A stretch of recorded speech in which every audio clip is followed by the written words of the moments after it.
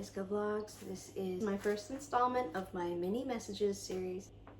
I think there's a cat in my closet. Everybody say hi to Joey. He's the sweetest little boy. He's so cute. He's so sweet. As much as we love Joey, he is not going to be a part of this video. He got his 5 seconds of fame. Okay, that's all he needs. We can't let it get to his head. Okay, I still gotta live with him.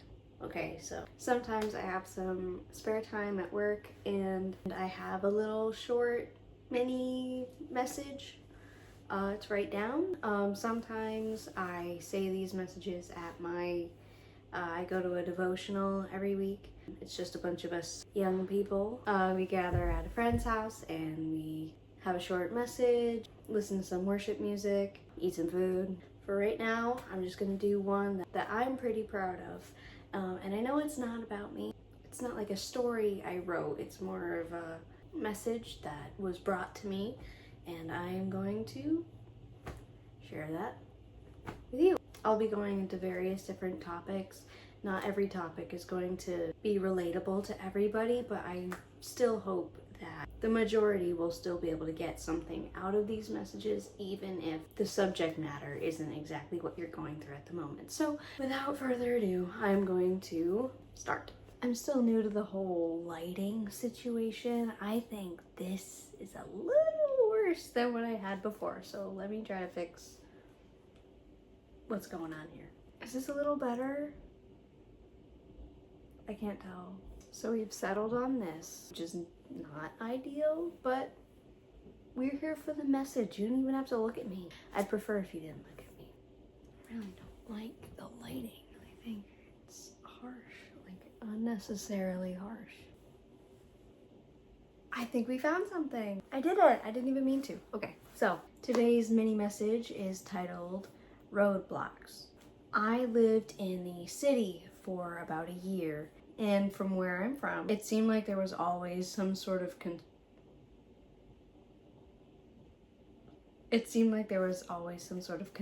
going on, whether it was on the highway, just the roads, just everywhere, just always construction, always traffic. It drove me a little crazy. However, where I was working at the time, to get home, all I needed to do was get onto the on-ramp, drive, stay in that lane, and then get off the highway. When there was construction going on, this would take me 30 plus minutes. Everybody around me was using the exit lane that I was in to get in front of people who were in the lane, the far right lane on the highway, which, don't do that. Sometimes while I was waiting for everyone to move, I'd listen to K-Love, talk to God. I would do my best to try to thank him for my short ride home despite the traffic.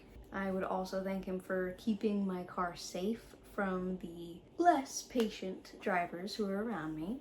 I'd send numerous voice messages to my fiance about how my day was at work and this one guy trying to merge. All that being said, sometimes God will block your path and it can be frustrating.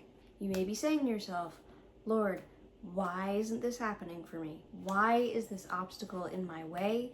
Why is this mountain not moving? Why is this Prius going 25 miles per hour when the speed limit is 45? I can narrow down at least 3 reasons why God will block our path. The first one is he needs to swerve us out of the way of danger. I used to have a job as a small truck commercial driver. I had a 2022 Chevy Colorado.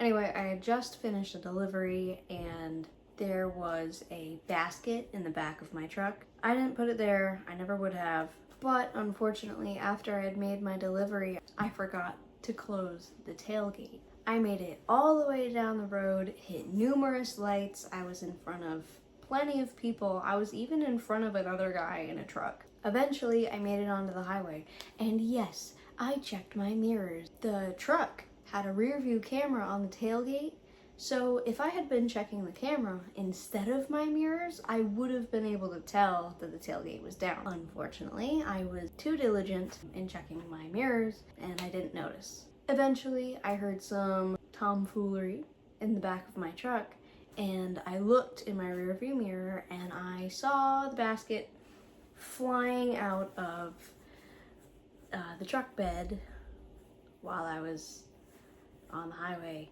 I watched as it flew out, almost hit somebody, but they were able to swerve out of the way before the basket hit them. Thankfully, nobody got hurt, but I felt like sick to my stomach. I pulled over, I fixed my tailgate, and I went off to my next delivery. The basket was there every day for about 2 weeks, and I got to see it every day. Eventually, somebody picked it up, and I think it was one of those highway construction workers. Maybe if someone had let me know that my tailgate was down before I had gotten onto the highway, it wouldn't have been an issue. However, it's not other people's responsibility to make sure that we stick to our own. I had a lesson to learn that day. If I hadn't, maybe the next thing to fly out of the back of my truck would have been a lot heavier and a lot more dangerous than a little basket. One of my favorite Bible stories is about Balaam and his donkey, mostly because I like to imagine the donkey being a little sassy when he gets the chance to speak. For some background, Balaam was on his way to curse the Israelites, God's chosen people. God was just about as mad as I get when the light turned green 2 minutes ago and the guy in front of me still hasn't moved forward. And he sent an angel to block Balaam's path, and that angel had a sword.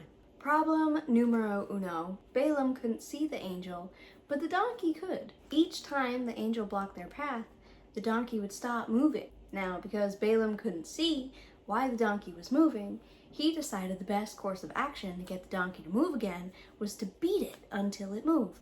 This happened 3 times. After the 3rd time, the Lord opened the donkey's mouth, and I'm going to paraphrase here, but the actual dialogue is in Numbers 22, verses 27 through 33.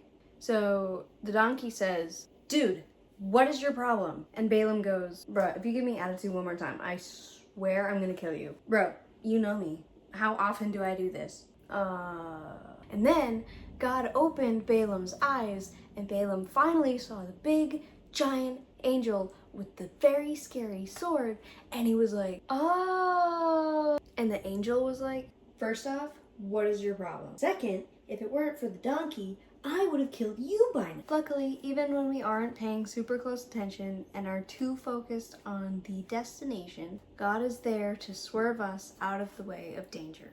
I know that there have been many close calls in real life on the road and in my spiritual life, and it makes me thankful that I'm not the only one in the car. The second reason is, it's not our turn to merge. It's happened, we've all seen it. Someone really wants to get ahead of everybody else, even though there's not enough room for them. A lot of accidents are caused by this, and it makes you wonder, where does this person need to be so fast? And why do they need to get there 2 seconds before I do? Or, another example, everybody else is stopped at a red light, but somebody needs to go through anyway, and it causes an issue for everybody else. Don't be that guy. When you see others in church or in life making it farther than you are, or are ahead of you in some way, don't try to force yourself into their lane. It may not be your turn, and God will give you an opportunity to progress. Don't hurt yourself or others trying to get ahead of God's plan for you. And do not run through God's red lights. They're red for your safety, to guide you, to tell you when to go and when to wait your turn. The green light will come, and if the timing isn't right, you could cause damage to yourself and possibly others. The third and final reason I have for God's roadblocks is the road we're trying to go down is a dead end. We may think that turning onto a certain road will get us to our destination quicker, but sometimes it takes us somewhere completely different. I know that happens to me. I need my Google Maps. Nowadays, even using somebody's driveway to turn around is really dangerous. Some people take their protection very seriously, and we need to pay attention to the dead end signs. Also, brief pause on that thought. Dead end? Who came up with that? Luckily, Google told me. That guy knows everything. Basically, the term dead end originated in the world of town planning, meaning a road with only one entrance or exit. It can also be used metaphorically to describe a situation with no progress or escape. Another theory suggests that the term may have originated during the time of ancient Rome, in which streets were planned for defense purposes. Which brings us back to my first point. God knows the way to get us to the destination He has for us. Usually, there are no shortcuts and no other routes we can take. Some of the routes we want to take don't guarantee that we're going to make progress in the path that God has for us. Thankfully, as long as we're willing, if we get off on the wrong road, He will find some sort of way to get us back to where we need to be. We're all on a different path. Some of our paths are longer than others, have more potholes, more flat tires, more red lights. No matter what roadblocks God needs to use to put you back in the right direction, trust that He is going to get you to your destination. We are not traveling by ourselves either, and I find comfort in that. And that's the end of what I had to say for that mini message. If you have any other points you'd like to make, the comments should be turned on. I really hope that you enjoy this video, and I hope that I can continue to make more of these mini message videos for you. I know I have a couple more up my sleeve, my theoretical sleeve. I just want to thank you for watching, and I'll see you in the next video.